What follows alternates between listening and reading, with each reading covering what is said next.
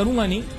بات کچھ ایسی ہے کہ آپ کو پتا ہے کہ آج جو ڈپٹی سیکرٹری آف اسٹیٹ ہے امریکہ کی وہ تشریف لائے.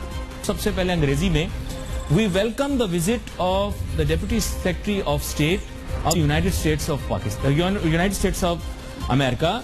تو خیر مقدم کرتے ہیں. امریکہ کی ڈپٹی سیکرٹری آ رہی ہیں اور ان کے آنے کے بعد ملکی حالات کے اندر اور پالیسیز کے اندر تبدیلی آپ دیکھیں گے. سی پیک کے منصوبے کے متعلق مختصراً بات یہ ہے کہ اس کو اب آپ بھول جائیں. ٹھیک ہے نا. سی پیک کا منصوبہ ایک یاد ماضی ہے اور اس کے ساتھ ساتھ بیرونی قرضوں کی بات بھی کرنا بہت ضروری ہے.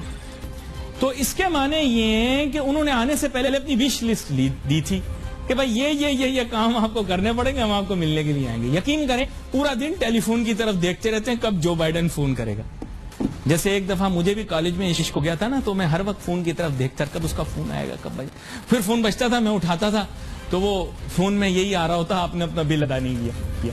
تو خیر بات یہ کہ ابھی یہ معاملہ ہو گیا پاکستان کا کہ تڑپ رہے ہیں ہم کہ کسی طرح جو بائیڈن ہمیں فون کرتے ہیں, لیکن ایک جو بائیڈن صاحب ہمیں فون نہیں کرتے. تو یہاں پر میں آج پہلی دفعہ پاکستانی ٹیلی ویژن کے اوپر گزارش کرتا ہوں صدر جو بائیڈن صاحب سے, سر پلیز ماڑا جا غور اتھے بھی تھوڑا ہماری طرف بھی غور کریں. ہمارا اس دنیا کے اندر ایک بہت ہی اہم کردار ہے اور یہ تو میں نہیں کہتا, لوگ کہتے ہیں جی یہ ہم نے دوسروں کی جنگ لڑی. میں نے تو نہیں لڑی. آئی ڈونٹ نو لوگ یہ کیا بولتے ہیں, پاکستان نے دوسروں کی جنگ لڑی. میں نے نہیں لڑی بھائی. وہ جس نے لڑی مشرف وہ عیاشی کے اندر بیٹھا ہوا فل انجوائے, مزے نہیں لائف. ہم لوگ ایسے ہی کہہ رہے ہیں ہم نے ان کی جنگ لڑی, ہم نے کسی کی جنگ نہیں لڑی.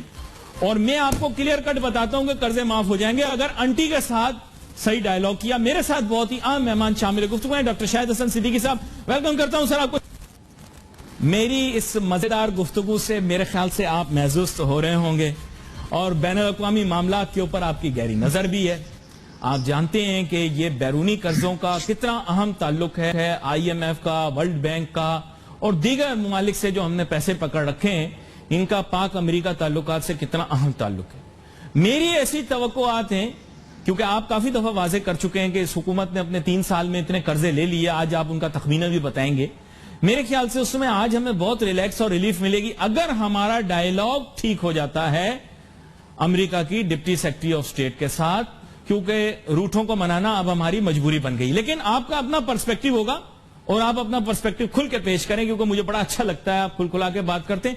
لیکن ڈاکٹر شاہد حسن صدیقی صاحب, یہ جو اب شیکلز ہیں, میں ورڈ تو نہیں یوز کرنا چاہتا, یہ شیکلز آف سلیوری جو اب پاکستان نے پہن لیے ہیں, جنہیں ہم کنگن سمجھ رہے ہیں لیکن یہ کنگن نہیں ہتھکڑیاں ہیں قرضے کی.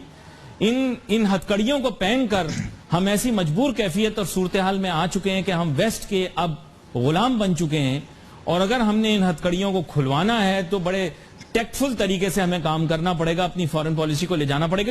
تو یہ پریشانی کی بات نہیں ہے. اس وقت میرے حساب سے جو بہت بڑی پریشانی ہے جس پہ شاید نیند نہیں آنی چاہیے وہ یہ ہے کہ جو پچھلے 15 مہینے گزرے ہیں ہمارے پاکستان میں, اس میں 42 ارب ڈالر کا تجارتی خسارہ ہو گیا, جو کہ پچھلے سال کی اسی مدت سے کوئی 13 ارب ڈالر زیادہ ہے. یعنی ہم نے شروع میں معیشت کو چوک کر کے جو کرنٹ اکاؤنٹ ڈیفیسٹ کم کیا تھا جس کی وجہ سے شرح نمو سست ہوئی تھی, اب وہ واپس اسی جو ہے 2017-2019 پر آپ کا اس سال کرنٹ اکاؤنٹ ڈیفیسٹ جا رہا ہے. اگر آپ کے مئی سے اب تک 18 روپے ڈالر میں گر گئے, ایک ڈالر میں 18 روپے گرے ہیں مئی سے اب تک. یعنی موجودہ ٹائمز کے اندر جو امریکہ کا سب سے پرانا دشمن ہے وہ رشیا ہے, روس, وہ اس کے دروازے پہ پہنچ گیا ہے. یعنی روس نے ایک موقع پر امریکہ کو یہ آفر کیا تھا کہ میں آپ کو اڈے دیتا ہوں, ادھر آئیں سینٹرل ایشیا میں, میرے پاس رہیں, آپ میرے مہمان بنیں, یہاں سے آپ جائیں جا کے افغانستان پہ نظر رکھیں. لیکن اس سے امریکہ اگر رشیا سے مدد لیتا ہے تو وہ اس خطے میں رشیا کے مرہون منت ہو جائے گا. پھر جو بھی کام امریکہ کر رہا ہوگا اس کے اندر رشیا کی انوالومنٹ ہوگی اور اس خطے میں امریکہ آزادی کے ساتھ وہ کچھ نہیں کر پائے گا جو کچھ وہ کرنا چاہتا ہے. رشیا کے ساتھ موجود رہنے کی وجہ سے کچھ چیزوں کے اندر امریکہ کو پرابلم فیس کرنی پڑے گی, لیکن نہ ہونے سے کچھ ہونا بہتر ہے. اس بنیاد پہ امریکہ افغانستان کے ساتھ سرحدوں پر دہشت گردی کے خلاف کارروائی کے حوالے سے ان ممالک کے ساتھ بات چیت کر رہا ہے. یہ انکشاف سیکرٹری دفاع لائیڈ آسٹن کے اعتراضات کے بعد چند گھنٹوں بعد سامنے آئے ہیں, جب انہوں نے کہا کہ امریکہ نے روس کو सदर व्लादिमीर पुतिन की जानिब से वस्ती एशिया में रूसी फौजी अड्डों की मेज़बानी पर वजाहत मांगी है।